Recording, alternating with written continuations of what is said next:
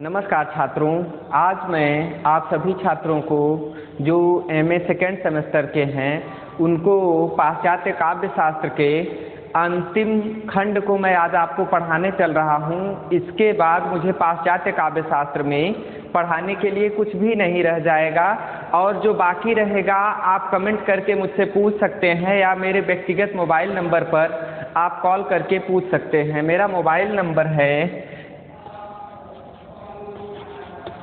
95 98 91 91 24।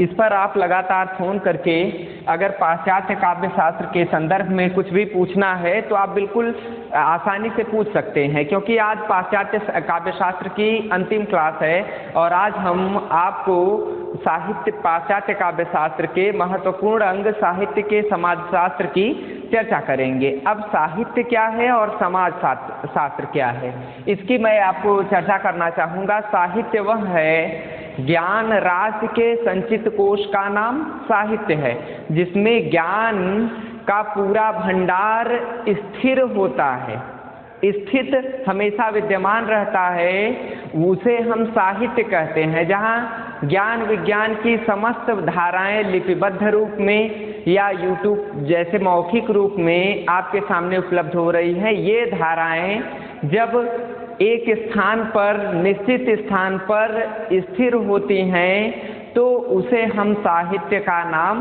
दे देते हैं। अब साहित्य के विविध रूप होते हैं, जैसे आर्ट का साहित्य, साइंस का साहित्य। अब आर्ट में जाएंगे तो आप हिंदी, अंग्रेजी, गणित, संस्कृत, विज्ञान, समाजशास्त्र, शिक्षा शास्त्र, इस तरह से कई विषय होते हैं। और विज्ञान में जाएंगे तो भौतिक रसायन, जीव इत्यादि, कृषि विज्ञान जैसे महत्वपूर्ण क्षेत्र हैं जिसमें वैज्ञानिक साहित्य आते हैं। आजकल कंप्यूटर साहित्य का भी निर्माण हो रहा है, तो साहित्य का क्षेत्र अत्यंत ही व्यापक है। साहित्य जो शब्द है वह दो से मिलकर बना है, स और हित। स और हित के योग से बना है। स मीन्स व्यवस्थित रूप से या सुव्यवस्थित ढंग से, हित यानी जिसमें किसी का स्वार्थ, जिसमें किसी का हित साधन हो, किसी के बारे में बहुत अच्छी बात हो, सब की भलाई जिसमें छिपी हो, वह साहित्य होता है। अर्थात सबकी भलाई का संपादन करने वाला निकाय ही साहित्य है। समाज शास्त्र क्या है? अब मैं आपसे समाज शास्त्र की चर्चा करूंगा। समाज शास्त्र दो शब्दों से मिलकर बना है, समाज और शास्त्र। समाज क्या होता है? समाज वह होता है जिस परिवेश में हम रहते हैं, हमारी भाषा, संस्कृति, संस्कार, आचार व्यवहार इत्यादि। जैसे हमारी स्थिति परिस्थिति कैसी है, आर्थिक स्थिति कैसी है, नैतिकता हमारी कैसी है, संस्कृति कैसी है, परंपरा कैसी है, जीवन पद्धति कैसी है, यह बताने का कार्य जो करे वह क्या होता है? समाज होता है। जिस संगठन के अंदर ये परिस्थितियां उपरोक्त जो बताई गई हैं, भाषा, सभ्यता, संस्कृति, संस्कार, परिस्थिति, आर्थिक स्थिति, ये सब जिस संगठन के अंतर्गत निहित होती हैं उसे हम समाज कहते हैं। शास्त्र क्या होता है? वैज्ञानिक ढंग से विवेचन प्रस्तुत करने वाला या तथ्यात्मक रूप से विवेचन प्रस्तुत करने वाला। जब हम बचपन में थे, हम छोटे छोटे थे, तो हमें शास्त्र की परिभाषा ये बताई गई थी कि सुव्यवस्थित, सुसंगठित, क्रमबद्ध निषेध ज्ञान को शास्त्र कहते हैं या विज्ञान कहते हैं। शास्त्र को हिंदी में शास्त्र कहते हैं, फारसी में इसे विज्ञान कहते हैं और अंग्रेजी में इसे साइंस नाम दिया जाता है। तो समाज का वैज्ञानिक ढंग से विवेचन प्रस्तुत करने वाला शास्त्र समाज शास्त्र है और साहित्य की सुव्यवस्थित ढंग से सामाजिक रूप में क्रमबद्ध निषिद्ध ज्ञान को तथ्यात्मक रूप में प्रस्तुत किए जाने वाले ज्ञान को साहित्य का समाज शास्त्रीय ज्ञान कहते हैं। साहित्यिक समाजशास्त्र का उद्भव कब हुआ इसके बारे में विशेष प्रमाण नहीं मिलता है, किंतु सैद्धांतिक रूप में साहित्य के समाजशास्त्र का उद्भव लगभग 1300 ईस्वी में एक वैज्ञानिक हुए, फ्रांसीसी वैज्ञानिक, भाषा वैज्ञानिक डी स्टेन ने। इन्होंने एक निबंध जातीय चेतना व जलवायु पर समाजशास्त्रीय ढंग से विवेचन प्रस्तुत करके लिखा, जिसके आधार पर साहित्य के समाजशास्त्र का उद्भव लगभग 1300 ईस्वी में अधिकांश विद्वान हुआ मानते हैं। यह समाजशास्त्र ऐसा समाजशास्त्र होता है जो किसी विशेष बिंदु पर अपने तथ्यात्मक विचारों को प्रस्तुत करता है। यह समाज के अंगों उपांगों, यह समाज के अंग उपांग, निकाय और परिस्थिति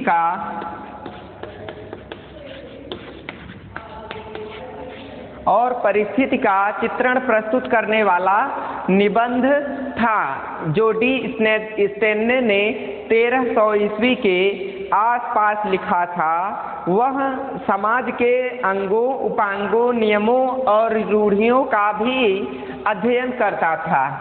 नियम और रूढ़ि का भी यह अध्ययन करता था। अब देखिए छात्रों, ये क्या होते हैं? समाज का अंग क्या है, उपांग क्या है, निकाय क्या है, परिस्थिति क्या है, सामाजिक नियम क्या है, रूढ़ियाँ क्या हैं। वो क्या क्या हैं मैं वो आपसे बताऊंगा, जो स्टेन ने अपने जातीय चेतना और जलवायु पर लिखे गए निबंध पर बताया था। डी स्टेन के अनुसार सामाजिक अंग क्या है? समाज का अंग व्यक्ति है। व्यक्ति से समाज निर्मित होता है। जो साहित्य होता है वह समाज का दर्पण होता है, समाज का चित्रण प्रस्तुत करने वाला होता है। समाज का अंग व्यक्ति होता है। इस पर विस्तृत चर्चा डी स्टेन ने की। अब उपांग क्या है? जो समाज में रहने वाला व्यक्ति है, उसकी वेशभूषा, भाषा, संस्कृति इसके उपांग हैं। कि जैसे पुरुष इस तरह का वस्त्र पहनेगा, स्त्री इस तरह का वस्त्र पहनेगी, ये क्या है? उपांग है। सामाजिक निकाय क्या है? सामाजिक निकाय ये है कि उठना, बैठना, रहन सहन, चाल चलन। अब देखिए, उठना बैठना से तात्पर्य ये है कि समाज में जो बुजुर्ग हैं वो किस स्थान पर बैठेंगे, जो बच्चे हैं वो कहाँ बैठेंगे, और जो वयस्क हैं वो कहाँ बैठेंगे। इस तरह से बैठने उठने का नियम। अब अगर जैसे मान लीजिए कि आसन लगा हुआ है और आसन पर कई लोग आ गए, समाज के विविध वर्गों के लोग आ गए हैं, तो उसमें जो सबसे बड़ा उम्र में होता है उसे यथोचित उच्च आसन दिया जाता है। उसके बाद अगर एक हम तख्त का उदाहरण लें तो तख्त पर सबसे पहले उस बुजुर्ग को बिठाया जाएगा, फिर बुजुर्ग के पैर की तरफ वयस्क को बैठाया जाएगा, युवा वर्ग को बैठाया जाएगा, और जो बच्चे हैं उन्हें जमीन पर बिठाया जाएगा। इस तरह की प्रवृत्ति समाज में स्थित होती है। फिर इसके बाद छात्रों ये निकाय हो गए। अब सामाजिक परिस्थिति कैसी होती है? सामाजिक परिस्थिति तत्कालीन समाज को देखकर निर्मित की जाती है। परिस्थिति इस तरह की होती है जैसे समाज बहुत विकसित समाज है, या अल्प विकसित है, या विकासशील है, या समाज में जितने भी व्यक्ति हैं वो अमीर हैं या गरीब हैं। यह समाज की परिस्थिति होती है। इसका भी अध्ययन डी स्टेन ने अपने निबंध में प्रस्तुत किया था।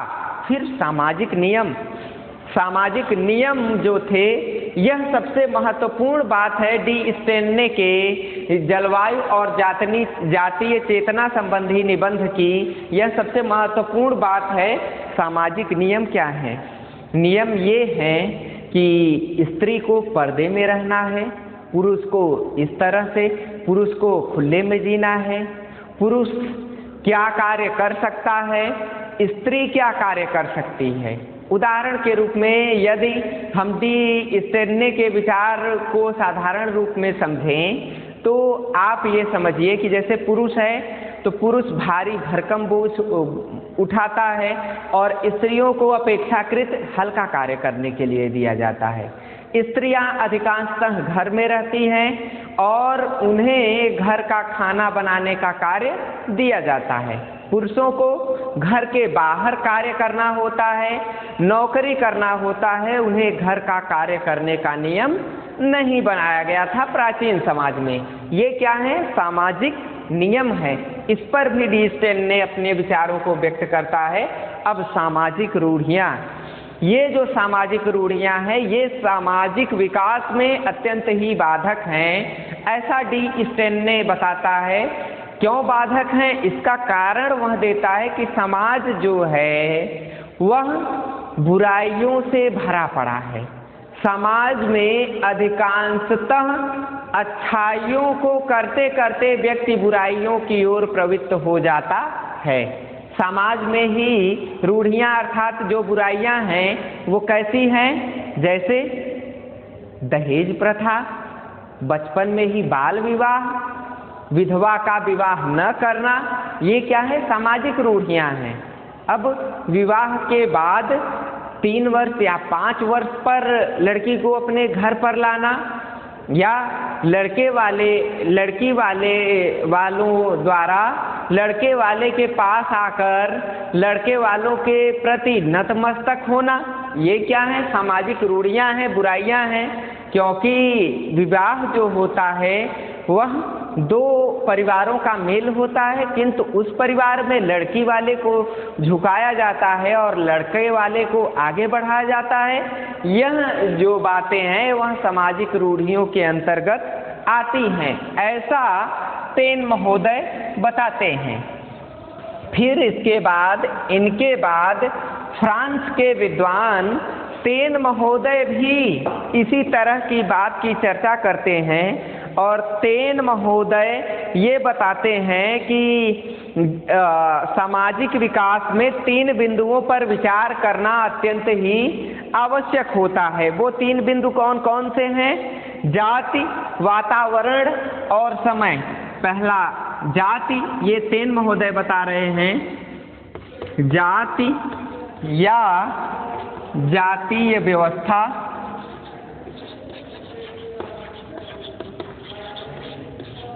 वातावरण और तीसरा परिस्थिति।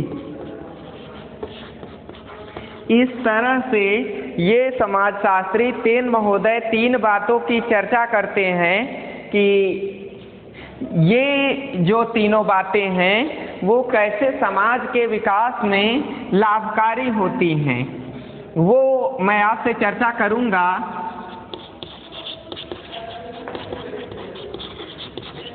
देखिए छात्रों, पहला तो जाति या जातीय व्यवस्था। टेन महोदय कहते हैं कि सामाजिक विकास में जाति और जातीय व्यवस्था जो है यह सबसे बड़ी बाधक होती है, समाज को आगे बढ़ने नहीं देती है, समाज का विकास होना कम कर देती है। समाज में विभिन्न तरह की जातियां निवास करती हैं। जैसे भारतीय परिप्रेक्ष्य में हम देखें तो आदिकाल में भारत में 4 जातियां पाई जाती थी, ब्राह्मण, क्षत्रिय, वैश्य, शूद्र। इस तरह से 4 जातियां पाई जाती थी जिनके कार्य भी बांटे गए थे। जो ब्राह्मण है वह शिक्षा दीक्षा इत्यादि देने का कार्य करेगा, लोगों को प्रशिक्षित करेगा, ज्ञान देगा। क्षत्रिय क्या है? वह पूरे समाज की रक्षा करेगा, चाहे ब्राह्मण हो, चाहे वैश्य हो, चाहे शूद्र हो।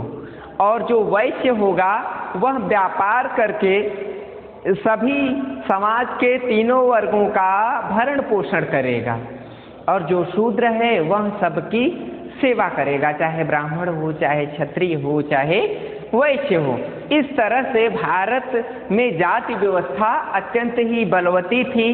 तो जातीय संस्कृति जो होती है समाज में अवश्य विद्यमान होती है, ऐसा तेन महोदय कहते हैं। और जैसे अमेरिकी परिप्रेक्ष्य में या फ्रांसीसी परिप्रेक्ष्य में देखें तो वहाँ पर श्वेत और अश्वेत के आधार पर दो वर्ग थे। तो और फिर इसके बाद सामंत, फिर उसके बाद सेठ हुआ करते थे, सेठ के बाद अन्य मानवीय हुआ करता था। अर्थात फ्रांस में भी 3 तरह का समाज हुआ करता था, 3 तरह की जातियां रहती थी। तो जिससे इन जातियों में सामंजस्य की स्थिति पर तेन महोदय जोर देते हैं कि समाजशास्त्र वह है जो जातिगत संस्कृति के माध्यम से समाज को जोड़ने का कार्य करे। फिर इसके बाद दूसरी मुख्य बात वो बताते हैं, दूसरा महत्वपूर्ण बिंदु वो बताते हैं वातावरण। वो तेन महोदय क्या कहते हैं कि जिस तरह का वातावरण होगा उस तरह की परिस्थिति और प्रवृत्ति समाज में समाज शास्त्र में उत्पन्न होगी। वातावरण अगर अच्छा है, सुहावना है, रहने वाले लोग शिक्षित हैं, सभ्य हैं, तो वहाँ निवास करने वाला व्यक्ति सभ्य होगा। और यदि समाज में वातावरण अच्छा नहीं है, सामाजिक वातावरण सही नहीं है, अशिक्षित और असभ्य लोग रहते हैं, तो उस स्थान पर पैदा होने वाला तीव्र से तीव्र बुद्धि वाला व्यक्ति भी तुच्छ बनकर रह जाता है। अगली बात समाजशास्त्र के लिए, साहित्यिक समाजशास्त्र के लिए तेन महोदय कहते हैं क्षण या समय। कुछ ऐसा समय आता है समाज में जब समाज मोड़ लेता रहता है, सामाजिक परिवर्तन होता रहता है। तो उस सामाजिक परिवर्तन में कोई ऐसी क्रांति आती है जो पूरे समाज को बदलकर रख देती है। जैसे भारतीय परिप्रेक्ष्य में आप आकलन करें। देखिए छात्रों, मैं आपको भारतीय उदाहरण क्यों देता हूं, ताकि आप समझ पाएं। क्योंकि हम फ्रांस के बारे में यदि मैं आपसे चर्चा करूंगा तो आप उतने अच्छे से नहीं समझ पाएंगे जितने अच्छे से भारतीय परिप्रेक्ष्य में समझ पाएंगे। क्षण या समय, अब आप इस तरह से देखिए कि जब हमारा देश गुलाम था तो अचानक ही असहयोग आंदोलन की क्रांति शुरू हुई, और उस क्रांति में एक तरफ तो विदेशी शासन को उखाड़ फेंकना था, दूसरी तरफ जाति व्यवस्था, राजनीति व्यवस्था, सभ्यता और संस्कृति और धर्मवादी आंकड़े भी टूट रहे थे। धर्मवादी जो गठबंधन थे, अब जैसे एक विशिष्ट धर्म को किस तरह की जीवन पद्धति को लेकर जीना है, उससे समाज बदल रहा था और समाज में नवीनता की सृष्टि हो रही थी। तो समाज जो था वह क्षण पर अर्थात समय पर बहुत बल देता है। सामाजिक परिवर्तन का समय बहुत अच्छा होता है। तो उस समय जब देश आज़ाद हुआ, देश की आज़ादी के बाद वो सभी व्यवस्थाएं उस तरह से नहीं टूट पाई जिस तरह से टूटनी चाहिए थी। फिर आप देखते हैं कि लगातार लगभग 50 से 55 वर्षों बाद अचानक ही सामाजिक परिवर्तन हुआ। ऐसी पार्टी जो हमारे देश में शासन सत्ता पर केंद्र से लेकर समस्त राज्यों पर विद्यमान होती थी, उसका विरोध हुआ और वह केवल 10 से 15 वर्षों के सामाजिक परिवर्तन के बाद वह उखड़ गई और एक नई पार्टी का उदय हुआ। और उस उदय के बाद समाज में विविध तरह के परिवर्तन आए। समाज में एकजुटता की प्रवृत्ति अधिक हुई। जैसे चुनाव इत्यादि होते थे तो जो एक बिंदु को, एक दृष्टिकोण को आधार बनाकर होते थे कि यदि जो सत्ताधारी दल है वह यदि समाज से हट जाएगा तो लोगों के लिए हानि होगी। उससे लोगों ने क्रांति करके अपना मत दे करके एक प्रजातांत्रिक सरकार को बिठाया और उस प्रजातांत्रिक सरकार को लगातार 10 वर्षों के लिए कंटिन्यू कर लिया। यह सामाजिक परिवर्तन का ही कारण है जो फ्रांस का तेन महोदय 19वीं शताब्दी में ही वह कह गया था। इसके बाद फ्रांस के तेन महोदय के बाद अमेरिका के भाषा वैज्ञानिक जेन मेरी गायो ने एक निबंध लिखा, एक अपनी पुस्तक लिखी निबंध की, जिसका नाम था art of the point of view sociology, यानी आर्ट यानी कला है, आर्ट यानी कला है ऑफ द पॉइंट अर्थात ऐसे सटीक बिंदुओं की कला है, व्यू सोशियोलॉजी, व्यू अर्थात दृष्टिकोण, सोशियोलॉजी यानी समाजशास्त्र, समाजशास्त्रीय दृष्टिकोण एक कला है, एक सैद्धांतिक कला है, किताब का नाम था। और इस पुस्तक में जीन मेरी गायो ने समाजशास्त्रीय दृष्टिकोण ही साहित्य का बदल दिया। अब इसने जीन मेरी गायो ने इस पुस्तक में यह प्रतिपादित किया कि कवि जो होता है वह स्वांतः सुखाय के लिए रचना नहीं करता है। स्वांतः सुखाय के लिए जो रचना करेगा कवि, वह रचना समाज के लिए हितकारी नहीं होगी। वह क्या कहता है जीन मेरी गायो कि स्वांतः सुखाय की प्रवृत्ति यदि रचनात्मक कौशल में विद्यमान रहेगी तो रचना तुच्छ और सरल नहीं रह जाएगी। वह तो कवि की प्रतिभा पर निर्भर करेगी कि कवि कितना प्रतिभाशाली है या नहीं प्रतिभाशाली है, उसका लाभ समाज नहीं ले पाएगा। उस सामाजिक लाभ को लेकर व्यक्ति आगे नहीं बढ़ पाएगा। वह तत्कालीन समय में जब रचना लिखी गई हो उस समय तो चर्चित हो सकती है, लेकिन वह दीर्घावधि तक नहीं जीवित रह सकती। उदाहरण के रूप में अब जैसे पहेलियाँ और मुकरियाँ, प्राचीन काल में जो लिखी गई पहेलियाँ और मुकरियाँ थी, क्या आज वो प्रासंगिक हैं? नहीं है। इसका कारण क्या है? स्वांतः सुखाय कवि ये समझता था कि केवल वर्तमान समय ही सर्वश्रेष्ठ है। जिन्होंने दीर्घ अवधि को ध्यान में रखकर अपनी रचनाओं को लिखा, वो रचनाएं तो जीवित हैं, पर वो रचनाएं जैसे पहेलियाँ इत्यादि आज नहीं है। जैसे दीपक, दिया, बत्ती, दिया इत्यादि को लेकर जो रचनाएं थी, या जैसे हल, बैल इत्यादि को लेकर जो रचनाएं लिखी गई थी, वो आज इसलिए नहीं प्रासंगिक होंगी क्योंकि आज बैल बहुत ही कम मात्रा में दिखाई देते हैं। हम लोगों के बचपन में थे, किंतु छात्रों आपके बचपन में होंगे ऐसा अभी निश्चित नहीं है। जिन छात्रों का जन्म 2000 ईस्वी के बाद हुआ है, उन छात्रों को तो पता ही नहीं होगा कि हल और बैल क्या होता है। आज के समय में ट्रैक्टर सारे कार्य संपन्न कर रहा है खेती के, तो हम उन बातों को दीर्घावधि तक नहीं जीवित रखने पाएंगे। ऐसा जीन मेरी गायो कहता है, यदि स्वांतः सुखाय के लिए कवि रचना करेगा तो इस तरह की प्रवृत्ति होगी। अर्थात वह अपने इस निबंधात्मक पुस्तक में ये बताता है कि साहित्य समाज का दर्पण होता है और सामाजिक दर्पण को प्रस्तुत करने वाली ही रचना सर्वश्रेष्ठ रचना होती है, न कि कवि की प्रतिभा सर्वश्रेष्ठ होती है। कवि अपने द्वारा कही गई बात को सर्वश्रेष्ठ बताए तब रचना सर्वश्रेष्ठ नहीं सिद्ध होगी। फिर इसके बाद छात्रों 19वीं शताब्दी के अंतिम चरण में एक वैज्ञानिक हुए विल्सन, जो अमेरिकी वैज्ञानिक थे। इन्होंने एक निबंध लिखा, पोएट ए रोल इन्वेस्टिगेशन, एक शोध प्रपत्र इन्होंने प्रकाशित किया। इसमें इन्होंने अमेरिका के 24 प्रख्यात समाजशास्त्रियों का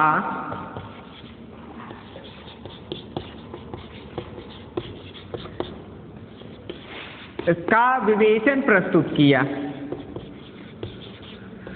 और ये बताया कि समाजशास्त्र जो होता है, साहित्यिक समाजशास्त्र जो होता है, वह सामाजिक ढांचे का एक नवीन दृष्टिकोण होता है, एक नवीन जीवन पद्धति को यह जन्म देता है। यदि समाज के विभिन्न वर्गों को लेकर साहित्यिक विवेचन यदि कलाकार प्रस्तुत करे, साहित्यकार प्रस्तुत करे, तो वह साहित्य सर्वश्रेष्ठ साहित्य हो सकता है। हिंदी साहित्य में यह प्रवृत्ति डॉक्टर डीपी मुखर्जी की पुस्तक में स्पष्ट रूप में मिलती है, जो 19वीं शताब्दी के अंतिम चरण में विल्सन ने प्रस्तुत कर दी थी। फिर इसके बाद विल्सन ने इन 24 समाजशास्त्रियों का, अमेरिकी समाजशास्त्रियों को लेकर उसने समाज की एक गवेषणात्मक प्रतिनिधित्व की प्रवृत्ति को जन्म देना शुरू कर दिया था विल्सन ने।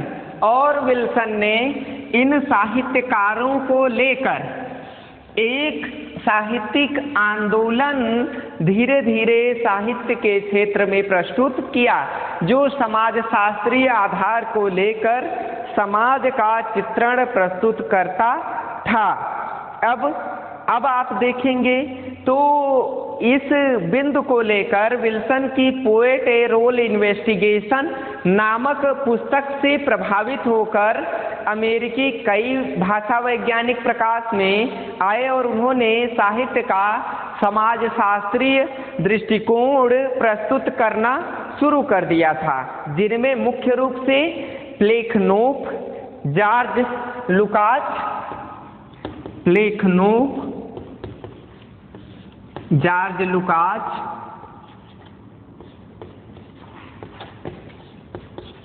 एलिंगवुड आदि प्रमुख थे। इन्होंने विल्सन के पोएट ए रोल इन्वेस्टिगेशन से प्रभावित होकर साहित्य की समाजशास्त्रीय व्याख्या प्रस्तुत करनी शुरू कर दी थी। फिर इसके बाद समाजशास्त्र का अब किधर साहित्य में उद्भव हुआ छात्रों, मैं आपसे इस बात की चर्चा कर रहा हूं कि पहले समाजशास्त्र कहां से शुरू हुआ और किस तरह से विकसित हो रहा है। आपको थोड़ी सी यदि ऊबन महसूस होगी तो उस ऊबन में आप कहीं भी वीडियो देखते देखते हट नहीं जाना, वीडियो लगातार आप देखते रहिए, क्योंकि इसके बाद मैं आपको रोचक तथ्य पढ़ाऊंगा। अभी समाजशास्त्र का उद्भव आप ये जानते हैं कि भीड़ कभी भी विद्वानों की सभा में एकत्रित नहीं होती। भीड़ वहाँ एकत्रित होती है जहाँ चुटकुले पढ़ाए जा रहे हों, जहाँ चुटकुले और हास्यात्मक बातें बताई जा रही हों, वहाँ भीड़ एकत्रित होती है।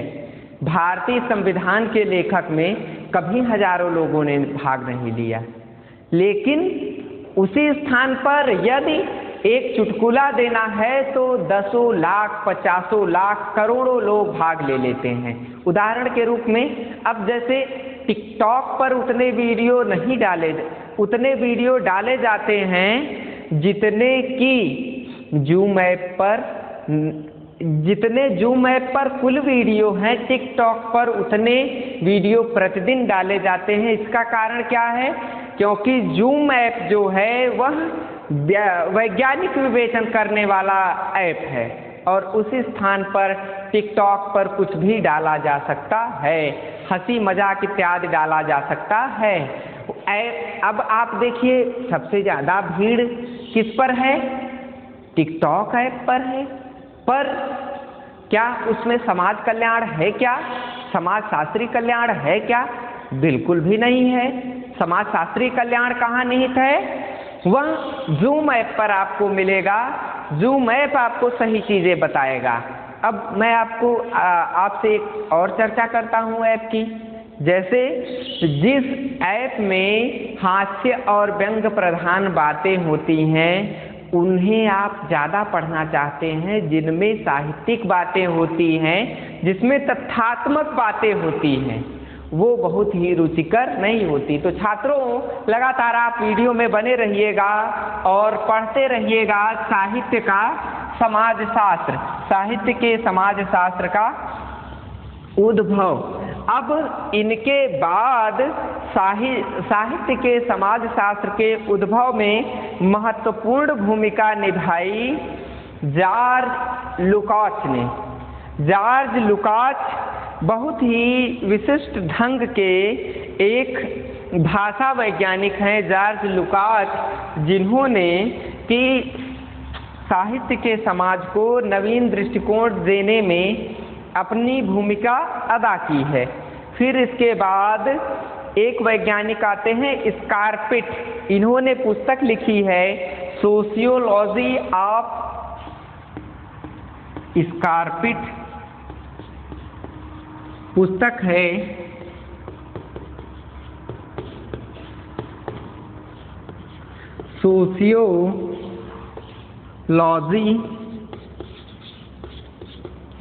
Sociology of literature.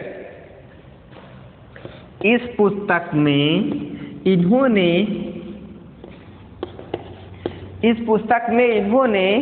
साहित्यिक समाजशास्त्र की चर्चा की है कि साहित्य का स्वरूप कैसा होना चाहिए। सामाजिक कारण ही साहित्य के उद्भव के कारण होते हैं। समाज जैसा परिवर्तित होता जाता है, साहित्य भी उसी तरह से परिवर्तित होता जाता है।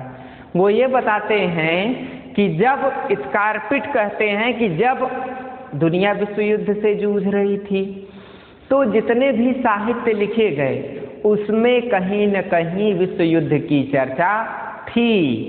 फिर वर्तमान में आप देखिए स्कारपिट की बातें आज कितनी प्रासंगिक हैं। आज कोई भी बात हो, कोई भी साहित्य लिखा जा रहा हो, उसमें समाज में आई महामारी कोरोना का भी चित्रण होता है।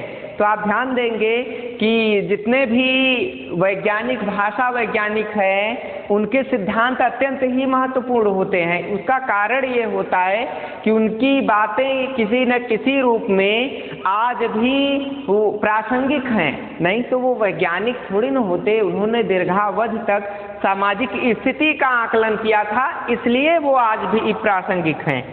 फिर इसके बाद सोरोकिन आते हैं और सोरोकिन एक पुस्तक लिखते हैं सोशल एंड कल्चरल डायनामिक्स।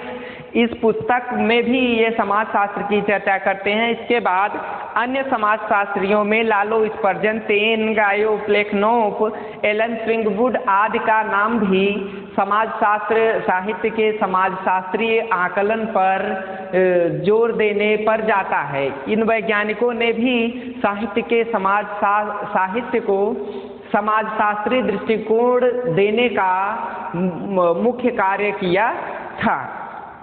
अब यदि हम एक बात की चर्चा और आपसे करें कि हिंदी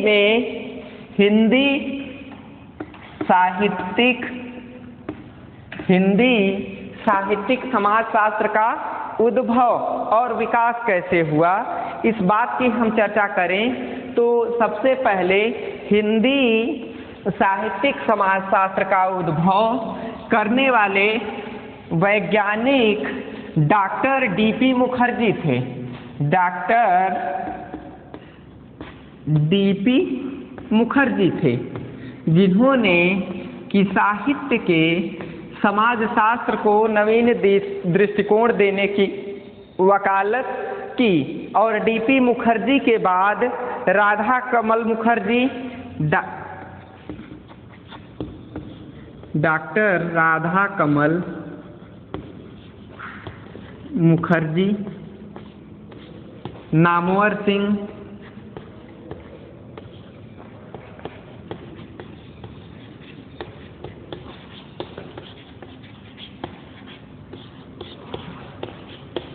बच्चन सिंह, रामविलास शर्मा,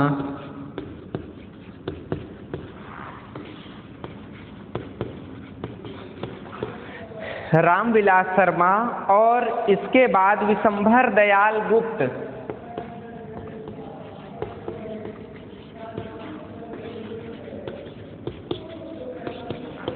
आदि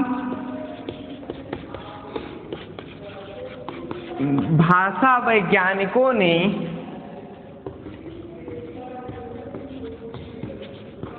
साहित्यिक समाजशास्त्र के उद्भव और विकास में हिंदी साहित्य के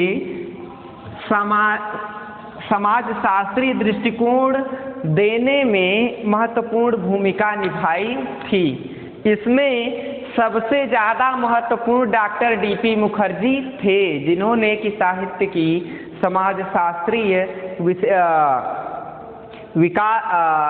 हिंदी की साहित्यिक विकास पर अपना महत्वपूर्ण योगदान देने का कार्य किया। इसके अलावा एक संस्कृत के महत्वपूर्ण विद्वान थे डॉक्टर हीरालाल शुक्ल। डॉक्टर हीरालाल शुक्ल, इन्होंने भी हिंदी संस्कृत साहित्य में का समाजशास्त्रीय आकलन प्रस्तुत किया और ये बताया कि समाजशास्त्र के माध्यम से, सामाजिक परिस्थिति के माध्यम से किस तरह से साहित्य का आकलन होना चाहिए। क्योंकि उससे पहले, इससे पूर्व आपने पढ़ा कि शास्त्रीयतावादी समीक्षा पद्धति क्या है, मार्क्सवादी, अस्तित्ववादी, अभिव्यंजनावादी साहित्य कैसा है। फिर आपने लगभग कम से कम 10 साहित्यिक दृष्टिकोणों को पढ़ा है और उनमें स्वच्छंदतावाद, अभिजात्यवाद, शास्त्रीयतावाद, मनोविशेषणवाद, अस्तित्ववाद, संरचनावाद, विखंडनवाद, बिंबवाद, प्रतीकवाद और आज आप पढ़ रहे हैं साहित्य का समाजशास्त्र। तो ये जो विचार हैं, ये विचार साहित्य के समाजशास्त्र में सम्मिलित होते हैं। साहित्य का समाजशास्त्रीय विवेचन प्रस्तुत करने पर बल देते हैं, चाहे मार्क्सवादी पद्धति हो, चाहे अभिव्यंजनावादी हो, चाहे अभिजात्यवादी हो, अस्तित्ववादी हो, समीक्षा शास्त्री हो, चाहे आलोचनात्मक दृष्टिकोण वाले साहित्य हो। प्रत्येक साहित्य के समाजशास्त्रीय दृष्टिकोण पर बल देता है। कुछ लोग तो ये कहते हैं कि ये जो साहित्य का समाजशास्त्र है, यह क्या है, नव मार्क्सवाद है। मार्क्सवाद अब आधुनिक हो चुका है, वह मार्क्सवाद आया है, किंतु ऐसा बिल्कुल भी नहीं है। साहित्य का समाजशास्त्र और मार्क्सवाद में भिन्नता है। मार्क्सवाद क्या कहता है कि केवल समाज में जो शोषित और पीड़ित है, केवल उसी को ही साहित्य का केंद्र बनाया जाना चाहिए। किंतु साहित्य का समाजशास्त्र क्या कहता है, सामाजिक ढांचे को देखकर साहित्य का आकलन प्रस्तुत करना चाहिए। तो छात्रों, आशा है कि यदि आपसे ये प्रश्न बनता है कि हिंदी के साहित्य के समाजशास्त्र का उद्भव और विकास बताइए, फिर भी आप बता लेंगे, या हिंदी साहित्य में समाजशास्त्र का उद्भव करने वाले भाषा वैज्ञानिक कौन हैं बताइए। तो डॉक्टर डीपी मुखर्जी हैं, जिन्होंने हिंदी साहित्य का समाजशास्त्रीय विवेचन प्रस्तुत किया और उसके बाद राधा कमल मुखर्जी, नामवर सिंह, बच्चन सिंह, हीरालाल, रामविलास शर्मा, विशंभर दयाल गुप्त, आज भाषा वैज्ञानिकों ने हिंदी साहित्य के समाजशास्त्रीय दृष्टिकोण को नवीन आयाम देने में अपनी महत्वपूर्ण भूमिका निभाई। अब मैं आपसे साहित्य के समाजशास्त्र की 2-3 परिभाषाओं की आपसे चर्चा करूंगा।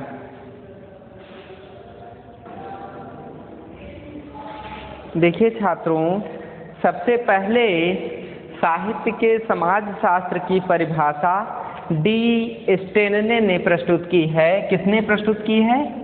डी स्टेनने।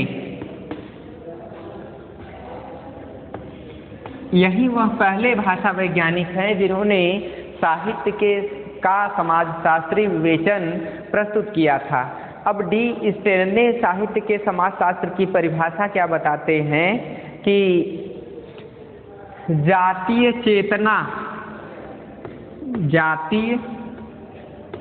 चेतना और जलवायु का साहित्यिक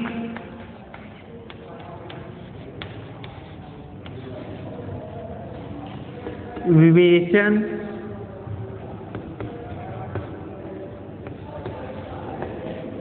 करने से साहित्य सफल सिद्ध होता है। फिर इसके बाद अगले भाषा वैज्ञानिक आते हैं, अगले साहित्यिक समाजशास्त्री आते हैं, उनका नाम है जिन मेरी गायो। जिन मेरी गायो ये बताते हैं कि समाजशास्त्र, अब साहित्यिक समाजशास्त्र क्या है? ऐसा साहित्य जो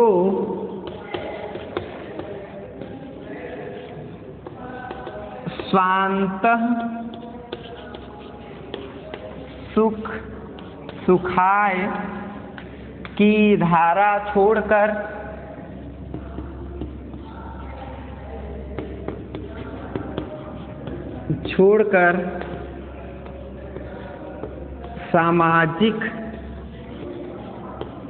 सामाजिक दृष्टिकोण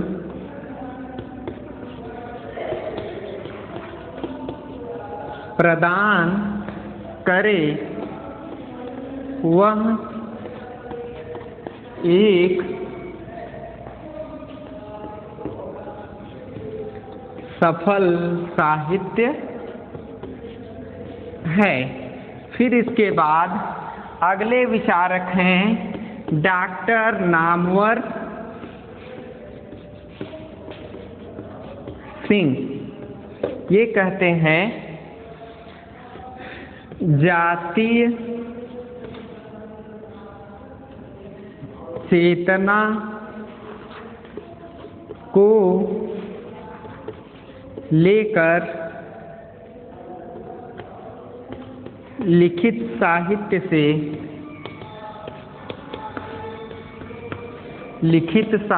से समाज में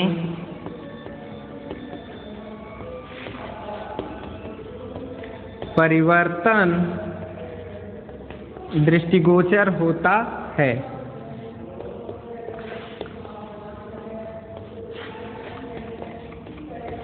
तो देखिए छात्रों, इस तरह से चाहे स्टेन्ले हो, जिन मेरी गाये हो, चाहे डॉक्टर नामवर सिंह हो, तीनों विचारकों की बातों में एक बात तो कॉमन सी दिखती है कि वो सब साहित्य का सामाजिक विश्लेषण प्रस्तुत करने के पक्षधर हैं और साहित्य को सामाजिक आयाम देने की वकालत करते हैं। और एक विचारक और हैं डॉक्टर नगेंद्र, जिनके विचार की चर्चा मैं आपसे अवश्य करना चाहूँगा, क्योंकि ये अत्यंत ही महत्वपूर्ण विचारक हैं और इनका जो विचार है वो कई परीक्षाओं में भी पूछा गया है। डॉक्टर नगेंद्र कहते हैं कर्ता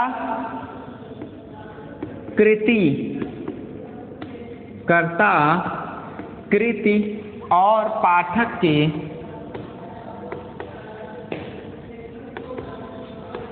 त्रिकोण से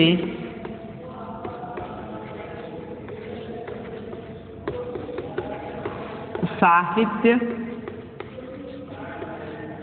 कर्ता कृति और पाठक के त्रिकोण से साहित्य सामाजिक परिवार का विश्लेषण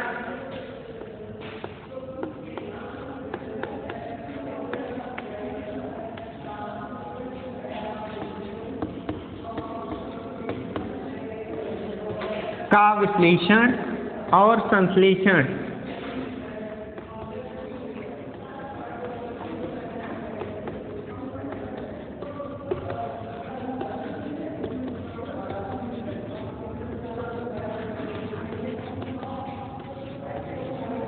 प्रस्तुत करता है।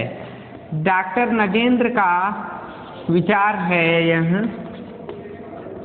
देखिए छात्रों, 3-4 परिभाषाओं में लगभग कई बातें एक ही हैं कि सब लोग साहित्य को समाज के दृष्टिकोण से देखने के पक्षधर हैं और साहित्य को समाज का एक विशिष्ट अंग घोषित करते हैं। तो चलिए छात्रों, आगे हम चर्चा करते हैं साहित्य के सामाजिक योगदान की कि इन बिंदुओं, इन परिभाषाओं में मूल बात क्या विद्यमान है, साहित्य की समाजशास्त्र की क्या मान्यताएं, साहित्य के समाजशास्त्र की प्रमुख मान्यताएं, प्रमुख मान्यताएं, या एक और इस पर प्रश्न बन सकता है कि साहित्य के समाज की प्रमुख मान्यताएं या उपयोगिता क्या क्या है। साहित्य के समाजशास्त्र की प्रमुख मान्यताएं और उपयोगिता क्या क्या, विस्तार से चर्चा कीजिए। तो वह यह बताता है, जो साहित्य का समाज होता है, समाज साहित्य के बारे में लगभग एक ही बात कहता है कि साहित्य कभी भी समाज से अछूता नहीं होता। समाज जिस तरह से परिवर्तित होता रहता है, उसी तरह के साहित्य का भी निर्माण होता रहता है। इस बिंदु को लेकर समाज शास्त्र की निम्नलिखित उपयोगिता विविध विद्वानों ने अपने अपने दृष्टिकोण से बताई है। पहली साहित्य के समाजशास्त्र की उपयोगिता है, साहित्य और समाज का, साहित्य और समाज का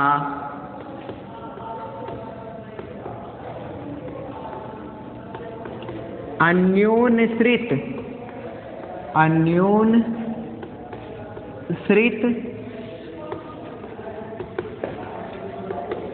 संबंध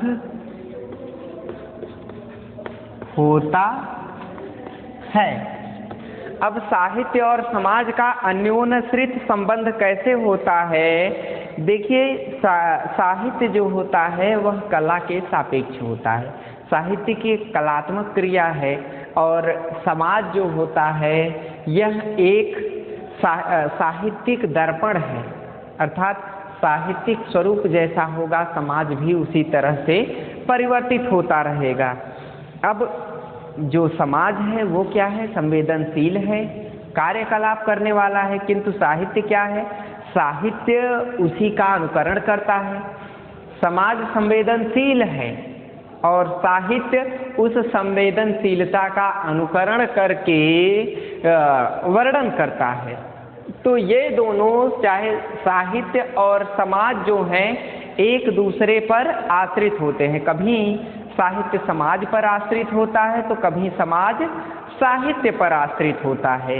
इस तरह की प्रवृत्ति साहित्यिक समाज में विद्यमान होती है, जो समाज को नवीन जीवन पद्धति, वेशभूषा, भाषा, संस्कृति और संस्कार को जन्म देती है। अब आप ये समझिए, साहित्य और समाज का अन्योन्यश्रित संबंध कैसा होता है, उस पर मैं आपसे चर्चा करना चाहूँगा।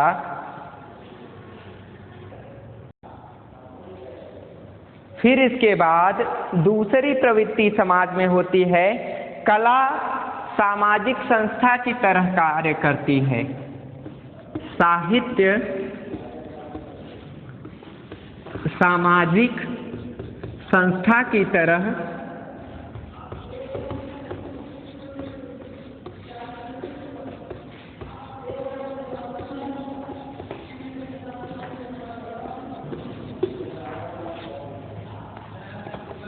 साहित्य जो होता है वह सामाजिक संस्था की तरह इस तरह से कार्य करता है, जैसे समाज में कभी कभी कुरीतियाँ और बुराइयाँ आ जाती है, तो साहित्य उस बात को उजागर करता है कि कहाँ पर बुराई है और कहाँ पर अच्छाई है, किन किन बुराइयों को हम उजागर करें जिससे सामाजिक बुराइयाँ और रूढ़ियाँ धीरे धीरे दूर होती जाएं, असत के स्थान पर सत का संचार समाज में होने लगे।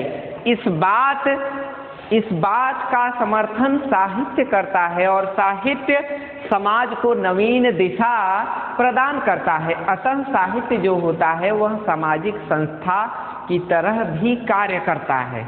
ये नहीं है कि केवल समाज जो है वह केवल सामाजिक संस्था है, नहीं, सामाजिक संस्था के समान कार्य करता है साहित्य। अर्थात समाज में जो बुराइयां हैं उन्हें समय समय पर दूर भी करने का कार्य साहित्य करता रहता है। फिर इसके बाद अगली बात, अगली विशेषता क्या है इसमें, उपयोगिता क्या है साहित्यकार की, वह यह है कि कलाकार, समालोचक और साहित्य, कलाकार, समालोचक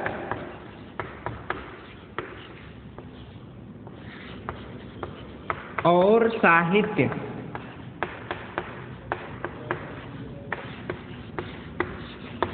तीनों, कलाकार, साहित्य और समालोचक जो हैं, ये तीनों जो होते हैं ये आपस में, तीनों का आपस में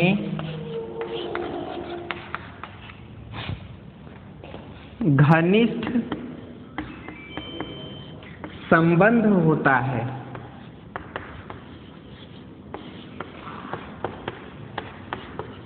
अब देखिए छात्रों, ये अगली साहित्य के समाजशास्त्र की अगली उपयोगिता क्या है कि कलाकार हो, चाहे समालोचक हो, चाहे साहित्य हो, तीनों एक दूसरे से इतने जुड़े हुए होते हैं कि इनका एक संबंध बन जाता है। जैसे कलाकार जो होता है वह भी सृजन करता है, वह भी निर्माण करता है, नई चीज को जन्म देता है, और समालोचक जो है वह अपनी आलोचना के माध्यम से भी नवीन दृष्टिकोण प्रदान करता है, और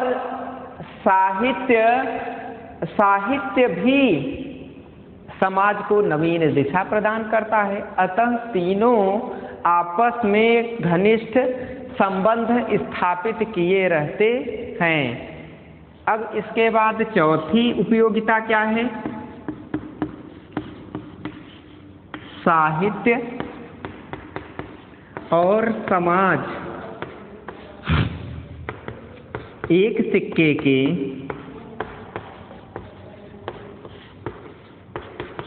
दो पहलू हैं। अगली उपयोगिता यह है कि साहित्य और समाज एक सिक्के के ही दो रूप होते हैं। कभी इस रूप में व्यक्ति के सामने उपस्थित होते हैं, कभी उस रूप में व्यक्ति के सामने उपस्थित होते हैं। अर्थात साहित्य और समाज, कभी साहित्य समाज को चित्रित करता है, कभी समाज साहित्य का अनुकरण करके चित्रण प्रस्तुत करता है। उदाहरण अब आप एक समझिए, भारतीय संविधान क्या है, एक साहित्य है। संविधान का अनुकरण करके भारत की राजनीतिक व्यवस्था बनाई गई है, तो वहाँ जब आप आकलन करेंगे तो ये पाएंगे कि वहाँ साहित्य का अनुकरण करके समाज का निर्माण किया जा रहा है। अब समाज का अनुकरण करके कहाँ साहित्य का निर्माण होता है, वहाँ साहित्य का निर्माण होता है जहाँ समाज एक नवीन आयाम की ओर बढ़ रहा है, समाज में परिवर्तन हो रहे हैं, विश्व युद्ध का चित्रण हो या वर्तमान में कोरोना महामारी का चित्रण हो। जब इस चित्रण को साहित्य प्रस्तुत करता है तो वह किसका अनुकरण कर रहा है, समाज का अनुकरण साहित्य कभी करता है, कभी साहित्य का अनुकरण समाज करता है। अतः ये दोनों एक सिक्के के दो पहलू के रूप में कार्य करते हैं। अगला है साहित्य सामाजिक संप्रेषण का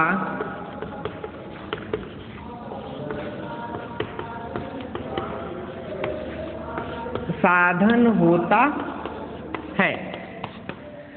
साहित्य जो होता है वह सामाजिक संप्रेषण का, अर्थात एक दूसरे में संबंध स्थापित करने का वह साधन होता है, वह महत्वपूर्ण अंग होता है, वह एक महत्वपूर्ण बिंदु होता है जो सामाजिक स्थिति को अपने साथ मिलाकर के तदाद में स्थापित करता है। अर्थात कभी नहीं, हमेशा साहित्य समाज से आपसी मेल मिलाप, आपसी बातचीत के माध्यम को मार्ग बनाता है। साहित्य को पढ़ करके व्यक्ति साहित्य का अनुकरण करता है और कभी व्यक्ति को देख करके साहित्य समाजशास्त्रीय रूप में अपना चित्रण प्रस्तुत करता है। तो इस तरह से छात्रों आप ध्यान देंगे कि समाज की साहित्य के समाजशास्त्र की 5 महत्वपूर्ण उपयोगिताएं आपके सामने मैंने प्रस्तुत कर दी हैं। ये सभी साहित्य को नवीन दृष्टिकोण देने में अपनी महत्वपूर्ण भूमिका निभा रही हैं। तो आज के लिए आपसे इतना ही। अगले जब वीडियो में मिलेंगे तो हमें कमेंट करके आप अवश्य बताइए कि अब आपका कौन सा पेपर शुरू किया जाए। मैं तो आपका चौथा पेपर भारतीय साहित्य शुरू करना चाहता हूं। आप भी कमेंट करके बताएं कि आपको कौन सा पेपर पढ़ाया जाए। अगले वीडियो में मिलने तक के लिए धन्यवाद। खुश रहिए, घर पर रहिए।